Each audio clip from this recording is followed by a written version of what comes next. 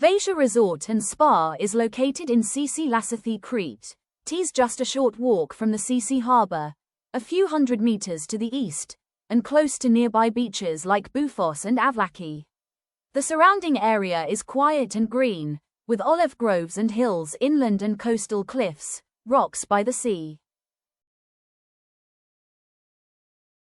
Lasathi is a small fishing, seaside village on the northeastern coast of Crete, in the Lasathi prefecture, in the municipal unit of Vrashasi.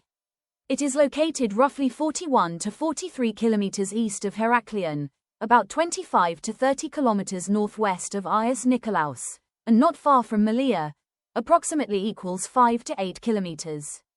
The village has a natural harbor set in a small protected bay.